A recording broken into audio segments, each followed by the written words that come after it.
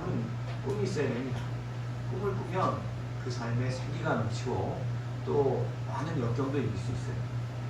그런데 오늘날은 이게 죄가 많아지다 보니까 꿈이 사라진 시대가 됐어요. 이번에 우리 학생부 수련회를 다녀왔는데 수련회 중에 콜링가시라는 프로그램이 있었어요. 참가자들이 자신의 기도 제목을 써서 이렇게 포스트잇으로 붙여놓으면 그걸 이제 전사님 읽어주시는 거예요. 그게 골라서. 그러면 거기 모인 성도들이 다 같이 그것을 위해서 기도하는 그런 프로그램이었습니다. 그런데 그때 올라온 기도 제목 중에 하나가 어떤 학생이 쓴 건데, 저는 꿈이 없어요. 뭘 해야 될지 모르겠어요. 이런 그런 기도 제목을 올렸다. 곰곰이 생각해보니까 그런 학생들이 의외로 많아요. 사실 이것은 젊은 학생들뿐만 아니라 많은 사람들이 나이가 들면 들수록 꿈이 있습니다. 다시 말해서 젊은 날에는 꿈이 있다 할지라도 시간이 지나면은 현실에 적응하면서 꿈을 잃게 된다는 거죠. 그런데 이 죄가 많아지면 젊은이들조차 꿈을 못 꿔요. 젊은 사람들도 꿈이 없어요. 이렇게 꿈이 없으면 사람이 가축과 다를 바가 없습니다. 가축은 사육 대상입니다. 다시 말해서 키워서 잡아먹는 거죠. 그러나 사람은 잡아먹을 수도 없고 그냥 무쓸모 존재가 됩니다. 쓸모가 없는 존재가 되는 거예요. 얼마 전에 뉴스에서 일본에서 60 먹은 남자가 80대 부부를 살해한 사건이 있었어요. 자기 부모예요. 60이 되도록 한평생 직장도 안 다니고 사회생활도 안 하고 집안에 들어박혀 게임만 하고 만화책만 보고 산 거예요. 그러다가 이 80대 부모가 만화책 보는 거하고 뭐라고 했나 봐요. 만화책 보는 게 방해가 된다고 죽인 거예요. 이 일본에만 있는 얘기가 아닙니다. 우리나라에도 비슷한 사건이 있어요. 40대 아들이 60대 어머니에게 게임기 안 사준다고, 게임기 그거 안 사준다고 자동차 앞유리 부시고 반려견을 죽인 사건이 있었어요. 뭐 10살도 아니고 40대. 이런 사람들이 수만 명이 넘는다고 그래요. 지금 앞으로 더 늘어날 겁니다. 꿈이 없으면 인생을 소진하다가 그렇게 되는 겁니다. 이게 뭐 그 사람 탓할 게 아니에요. 이 세대가 그래요. 죄가 관영하다 보면 그렇게 돼요. 이 정도는 나는 그 정도는 아니야. 나는 뭐 그 정도까지는 안 갔어 라고 생각할지 모르지만 나 스스로 돌아봐야 돼요. 많은 사람들이 매일매일 직장생활을 해요. 또 사회생활을 해요. 그런데 그냥 거기에 맞춰진 루틴에 따라 사는 거예요. 나는 내 꿈이 있나? 꿈이 없지만, 꿈이 있는 게 아닌데 그냥 직장에서 그렇게 하라고 하니까, 이 사회에서 그렇게 하라고 하니까 그냥 거기에 맞춰 이렇게 돌아가는 거예요. 그런데 꿈이 없는 사람은 어디서 나타나냐면 그 루틴이 딱 멈출 때, 예를 들어 직장에서 퇴직을 했을 때, 또는 그 가정에 뭐 문제가 생겼을 때 무너지는 거예요.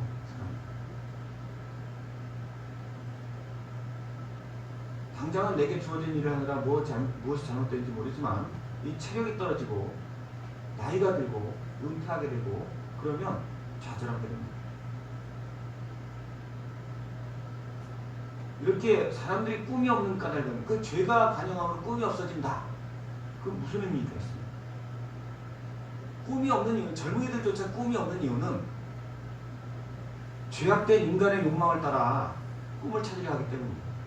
우리의 욕심을 따라서, 우리의 인간적인 욕구를 따라서 내가 뭘 해야지 하는 계획을 세우면 그게 절대 꿈이 될 수 없어요. 대부분의 사람들이 이 세상에서 살면서 이 욕망을 따라 목표를 세웁니다. 돈을 더 벌고 싶다. 유명해지고 싶다. 인정받고 싶다. 안락하고 편안하게 살고 싶다.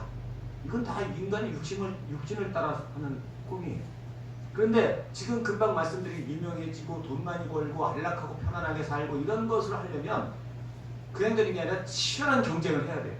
그런데 많은 사람들이 이렇게 살고 이런 꿈을, 이런 계획을 갖고 있는데 이런 치열한 경쟁을 하면 우리는 밀려날 수밖에 없어요. 대부분의 사람은 다 밀려나요. 그렇게 살 수 있는 사람은 아주 소수예요. 그러면 나는 뭐 어차피 뭐 그거는 안 되네. 그러면 뭘 해야지? 뭘 하면서 살아야 되지? 꿈이 없어지는 거예요. 꿈이 사라지는 거예요. 꿈은 내 육신의 욕망을 따라 정하는 게 아니고 하나님이 주셔야 돼요. 그리고 이렇게 하나님이 주실 때 우리는 사명을 발견하게 되는데 어떻게 해야 하나님이 주시는가? 성령으로 충만해야 합니다. 아멘. 오늘 말씀 베드로 사도가 말세에 내가 내 영을 모든 육체에 부어주리니 너희의 자녀들은 예언할 것이요 너희의 젊은이들은 환상을 보고 너희의 늙은이들은 꿈을 꾸리라고 하셨습니다. 말세 곧 죄가 관영한 시대에 하나님이 내 영을 부어주겠다. 여기서 예언을 한다, 환상을 본다, 꿈을 꾼다 다 같은 말이에요. 그냥 한마디로 그냥 꿈을 꾼다 이렇게 말만 바꿨을 뿐 같은 말을 반복하는 겁니다. 우리가 성령을 받으면 젊은이는 말할 것도 없고 아이들과 노인일지라도 모든 것을 꿈을 꿀 수 없을 것 같은 그런 환경에 있는 사람일지라도 소망을 갖게 되고 그것을 이루어질 것을 선포하며 기뻐하며 살아가게 된다는 것입니다. 근데 이 말씀은요 요엘 선지자의 말을 인용한 거예요. 베드로 사도가. 요엘 선지자 시대에는 아직 성령이 임하지 않았어요. 지금은 성령이 오셨죠. 우리는 다 예수 믿음으로 성령을 받았습니다. 근데 성령을 받았는데 왜 꿈이 없어요? 나는 분명히 예수 믿고 내 안에 성령 구원의 확신이 있고 내 안에 성령이 계시는데 예수님을 믿어지면 성령 받은 거예요. 근데 나는 왜 꿈이 없을까요? 성령 충만해야 돼요. 그냥 성령만 받아갖고는 안 돼요. 성령을 받으면 성령께서 나에게 하시는 말씀이 안 들려요. 성령 충만하라는 것은 뭐 물컵에 물이 가득한 것처럼 내 안에 그분이 가득 찬다는 의미가 아닙니다. 성령 충만하다는 것은 성령의 음성에 세밀하게 반응하는 것을 말해요. 성령이 내 안에 뭐라고 말씀하시든 나는 내 욕심대로 산다. 성령이 뭐라고 하시든 나는 내 급한 일을 한다. 그거는 육신 충만한 것이지 성령 충만한 게 아니에요. 성령 충만한 것은 하나님이 하시는 말씀에 즉각적으로 순종하는 삶을 말합니다. 더 급한 일을 제껴두고 하나님의 뜻에 순종할수록 그 사람은 더 충만한 거예요. 충만도 등급이 있어요. 그래서 충만한 사람은 예수님처럼 자기를 죽일 수 있는 유대인들을 향해서도 너희들은 회칠한 무덤이다 이렇게 말할 수 있어야 돼요. 그렇게 돼요. 성령 충만하면 그렇게 순종하게 돼요. 그렇게 순종하는 사람에게 꿈이 더 확실하게 보인다는 거예요. 우리가 충만해지면 충만해질수록 내 안에 꿈이 더 확실해집니다. 그러므로 성도는 날마다 충만을 구해야 돼. 성령 충만을 구해야 돼. 내 꿈이 보일 때까지, 내가 그 꿈을 향해 전심으로 달려가게 될 때까지 내가 충만을 구해야 돼. 물론 처음에 성령께서 이제 믿음이 생기고 처음 이제 초신자가 돼갖고 예수 믿기 시작하면은 그때는 막 기쁨이 충만하고 성령이 충만해요. 그래서 막 열심히 새벽기도 나오시고 그런데 막 이 목사님이 뭐라고 하셔요. 이제 전도도 합시다. 또 석회도 나오세요. 막 이렇게 말씀하시면 이해가 안 돼요. 그것도 왜 해야 돼요? 또 11조도 해야 된다고요? 아니면 돈도 없는데 이해가 안 돼요. 처음에는. 근데 이제 뭐든지 처음 배울 때는 이해가 안 돼요. 우리가 뭐 요리 처음 배울 때 이 짠 소금을 왜 여기다 넣어야 돼? 근데 넣고 보면 맛있어 또. 아니 이건 뭐 국간장 넣으나 뭐 옛날 간장 넣으나 뭐가 다른데 그 맛이 달라. 이해가 안 되지만 하다 보면 그 맛의 차이를 알아요. 모든 게 다 그래요. 복잡한 것으로 더더욱 우리가 처음에 이해가 안 돼요. 근데 하다 보면 이게 그래서 필요한 거구나. 이게 수준이 어느 정도 올라가면 이게 깨달아지는 거예요. 성령 충만도 마찬가지예요. 우리가 성령께서 우리를 충만할수록 우리가 순종을 더 잘한다는 건데 왜 그걸 하라고 하는지 이해가 안 될 때가 많아요. 근데 하다 보면 그게 깨달아지면 그때부터는 꿈이 보이기 시작하는 거예요. 성경의 많은 인물들이 하나님 말씀에 구약 시대에는 아직 성령이 안 계시니까 하나님의 그냥 천사를 통해 주신 말씀 그리고 또는 하나님을 대리하는 주의 종에게 순종하여서 이 성령 충만을 통해 꿈을 발견했고 또 그 꿈을 이루었습니다. 아브라함은 75세 때 본토 친척 아비집을 떠나라는 음성을 듣고 어디로 가야 하는지 알지 못한 채 순종했습니다. 그렇게 해서 그가 간 가나안 땅은 가뭄이 들었고 그래서 애굽으로 내려왔다가 바로와에게 아내를 빼앗겼습니다. 우여곡절 끝에 가나안으로 돌아왔지만 사랑하는 조카 롯과 헤어져야 했습니다. 이렇게 수많은 고초를 겪었어도 도대체 이해가 안 돼. 내가 순종했는데 왜 이렇게 고초가 계속되는 거예요? 그래도 끝까지 순종했어요. 그래서 창세기 15장 5절에 하나님께서 그에게 드디어 꿈을 주십니다. 그에게 장막 밖으로 나와라. 하늘을 쳐다봐라. 뭐가 보이냐? 별이 보입니다. 하나님께서 말씀하시기를 내 후손이 그 별과 같이 셀 수 없게 되리라. 하나님이 비전을 주신 거예요. 꿈을 주신 거예요. 아브라함은 이 약속이 이루어질 때까지 끝까지 순종했고 마침내 이스라엘 민족을 이루었습니다. 창세기 37장에 보니까 요셉도 그 아버지 야곱에게 철저히 순종했어요. 이 족장 시대에는 아버지가 제사장 역할을 했어요. 야곱에게 순종하는 것이 곧 주의 종에게 순종하는 거예요. 얼마나 순종을 잘했는지 네 형들 좀 보려고 도단에 가서 형들 좀 만나봐. 그 사막 광야예요. 늑대가 언제 덤벼들지 모르고. 근데 그 어린 요셉이 17살 됐을 때쯤 갑니다. 아버지에게 철저하게 순종하는 요셉이었어요. 하나님은 어려서 그에게 꿈을 주셨습니다.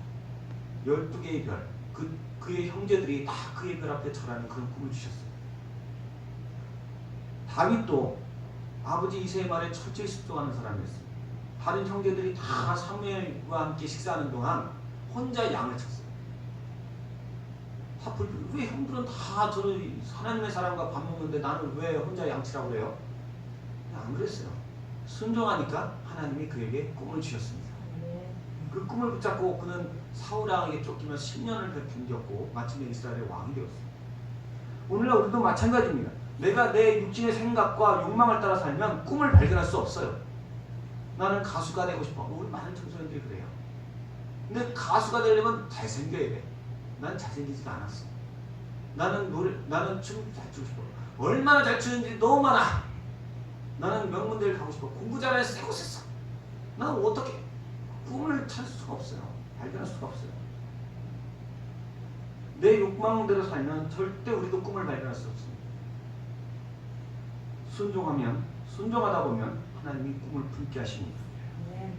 우리가 그분께 순종하며 나아갈 때 하나님은 반드시 그에게 꿈을 주시고 또 그것을 이루어 주십니다.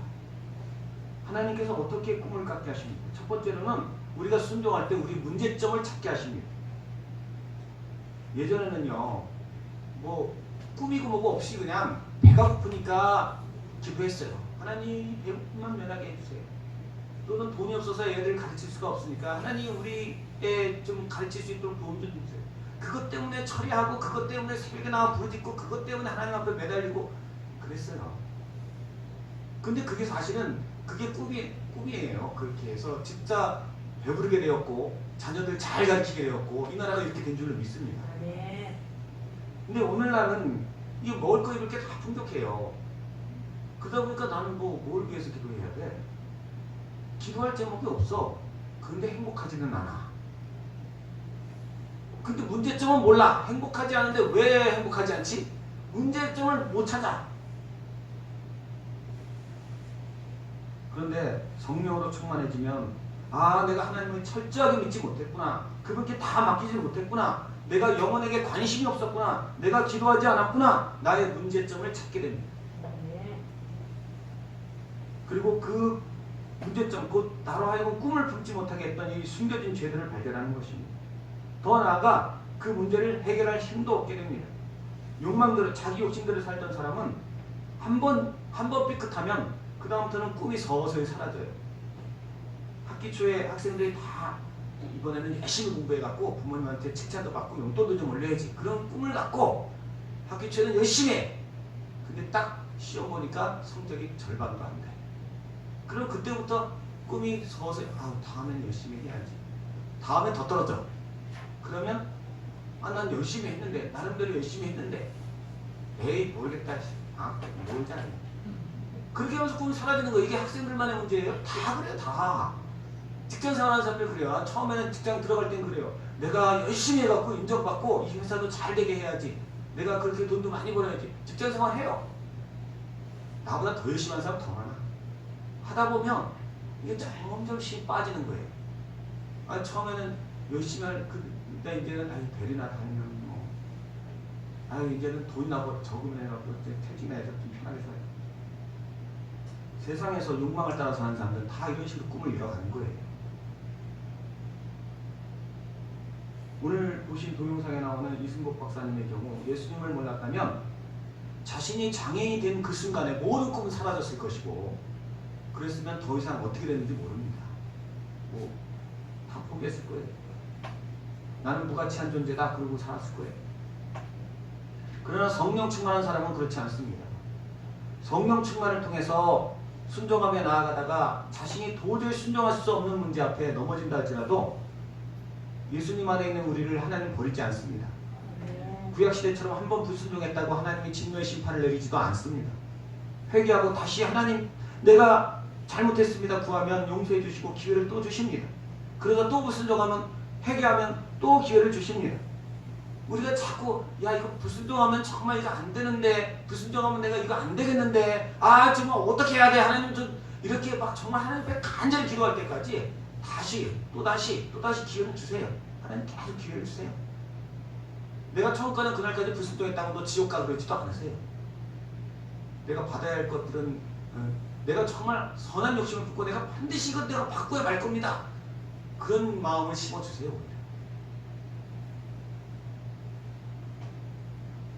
하나님께서는 오히려 우리를 불쌍히 여기시고 애통하며 구하는 우리에게 성령을 물붓듯 부어주셔서 마침내 그것을 극복하게 하십니다.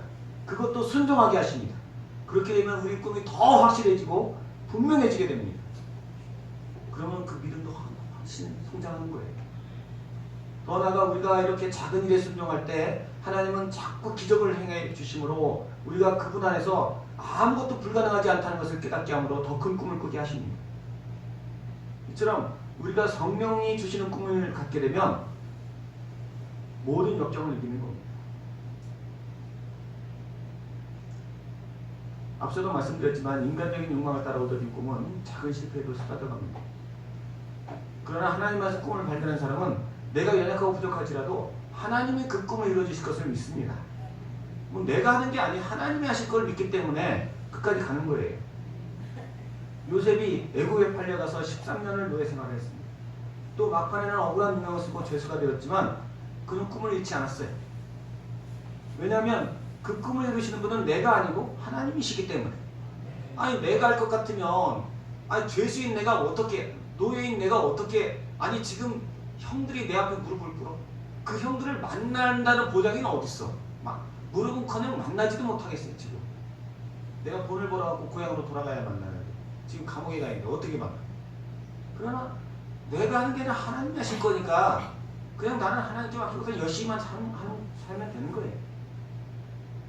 그러자 하나님께서 정말로 그 형들을 그 앞에 불러 모아주시고 그 앞에 무릎 꿇게 하셨습니다. 하나님은 때가 되면 그 꿈을 이루어주신 분이십니다. 우리도 말씀과 상관없이 살면 내가 바라는 것들이 하나도 이루어지지 않지만 그래서 지치고 쓰러지지만 말씀에 순종하면서 더욱 성령 충만을 구하며 살면 하나님이 더 확실한 꿈을 보여주시고 그 꿈으로 인해 용기를 얻게 되고 마침내 그것이 이루어져서 하나님을 찬양하게 될 줄을 믿습니다. 우리 모든 성도님들께서 오직 내 삶의 남은 시간들을 성령 충만을 구하십니다. 내 인생에 오직 구할 것은 성령 충만이다. 성령 충만이다. 나도 꿈을 가져. 오늘 본문에 분명히 노인도 꿈을 꿀 것이라고 했어요. 나도 꿈을 가질 수 있어요. 나는 꿈 필요 없어 이러시는 분이 있어요. 금방 말씀드렸지만 내 삶에 힘이 빠질수록 꿈은 더욱더 필요한 겁니다. 내게 더 확실한 꿈이 있어야 합니다. 그 꿈으로 인해 기뻐하고 감사하며 살 수 있어야 합니다. 두 번째로 우리가 주님 안에서 꿈을 발견하게 되면 많은 사람들에게 유익을 줄 수가 있습니다. 육신을 따라서 꿈을 세운 사람은 설령 그 꿈이 이루어진다고 해도 타인에게는 큰 유익이 되지 않아요. 무슨 말이냐면 내가 똑똑해서 내가 공부를 잘해서 내 힘으로 노력해갖고 꿈을 이룬 사람은 그 꿈을 붙들고 있기 위해 전심을 다해야 돼. 올라가기 힘들어도 내려가는 건 한순간이라는 말이 있어요. 세상에서는 그래요. 아무리 큰 부와 명성을 쌓아도 그게 무너지는 건 한순간입니다.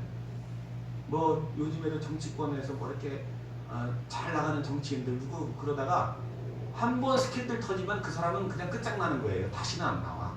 국회의원도 못하고 아무것도 안 돼요.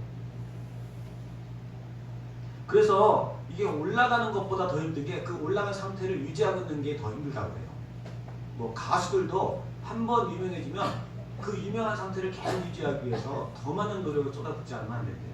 체력 떨어지면 그냥 끝이에요. 그래서 이 육신적인 노력을 통해서 어떤 꿈을 이룬 사람은 그것을 붙들기 위해서 오직 거기에 집중하기 때문에 다른 사람은 돌아볼 수가 없어요.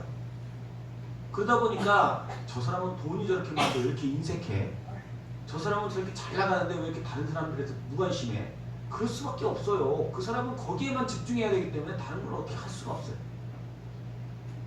그러나 하나님 말씀에 순종해서 꿈을 이룬 사람은 어차피 그게 내가 한 게 아니고 하나님이 하신 거기 때문에 하나님께 맡기고 살 수가 있는 겁니다. 평안을 누리며 살 수 있는 것입니다.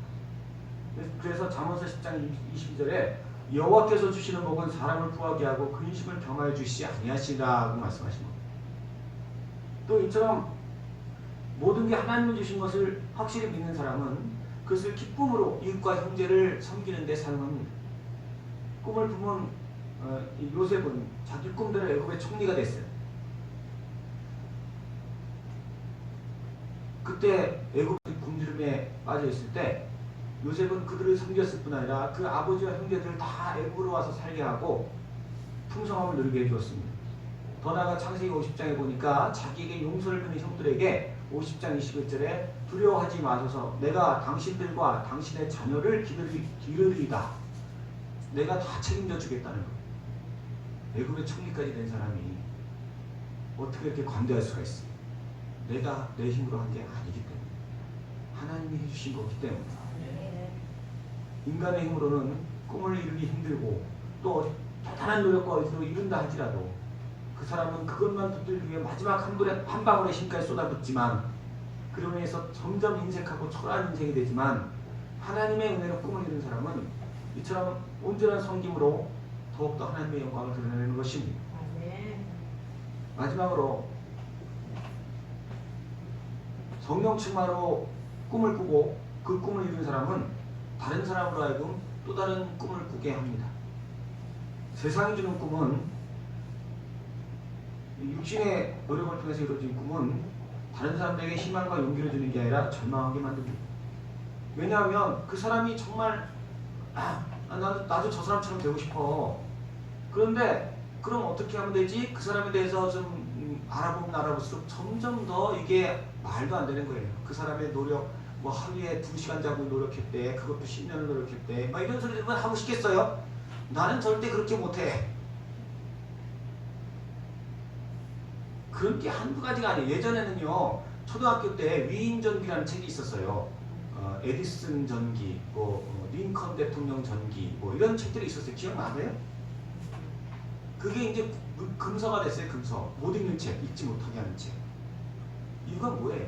예전에는 그거 읽고 너희들도 이렇게 위대한 사람 되라 그랬는데 그걸 읽으면 읽을수록 애들이 좌절하는 거예요. 이게 어떻게 돼 이게? 어떻게 이렇게 살아? 그래도 교육부가 똑똑하니까 그걸 금서로 했지. 그건 절대 안 돼. 금서 같은 건 절대 그런 책들은 읽힐 필요가 없어요. 좌절만 주는 거예요. 그런 책들은.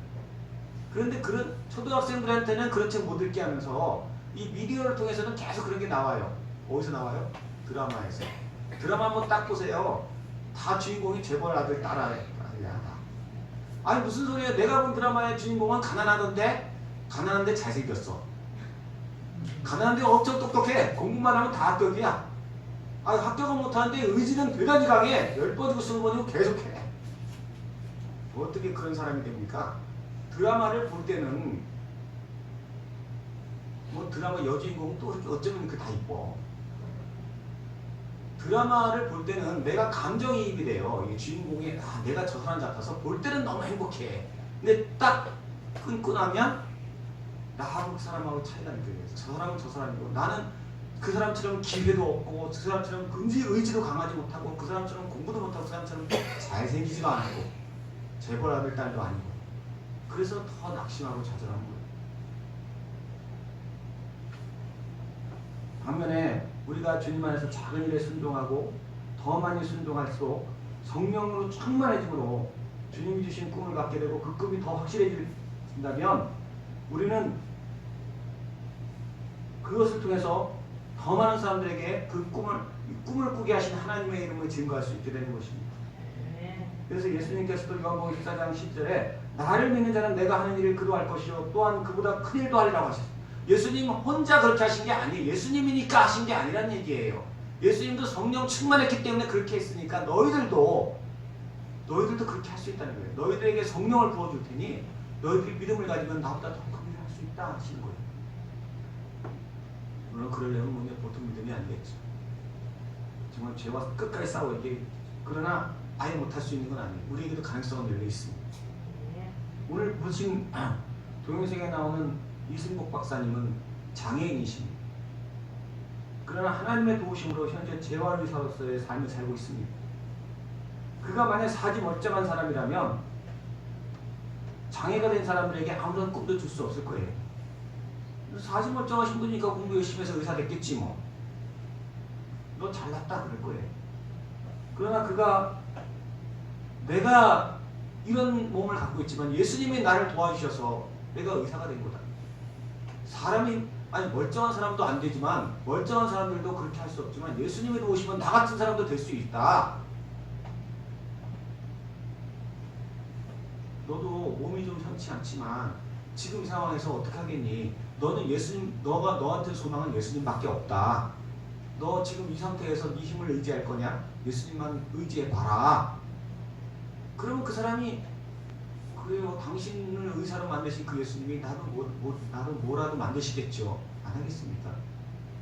이렇게 이승복 박사님은 많은 사람들에게 예수님을 증거하십니다. 자신의 몸으로. 우리 모든 성도님들께서도 그런 삶을 사시기 바랍니다. 성령께서 나에게 주신 꿈으로 말미암아 봐라, 나같이 나이가 들었어도, 나같이 병이 많아도, 나같이 가진 게 없어도 내가 이런 꿈을 꿨고 이런 것들이 이루어주셨다 지금까지. 그러니 너도 한번 믿어봐라. 너도 한번 순종해봐라. 너도 한번 성령 충만을 사모해봐라. 너에게도 꿈을 주실 것이고 너에게도 그 꿈을 이루어주실 것이다. 그렇게 자신있게 말할 수 있게 될 줄 믿습니다. 우리 모든 성도님께서 날마다 주님 안에서 성령을 사모하시기 바랍니다.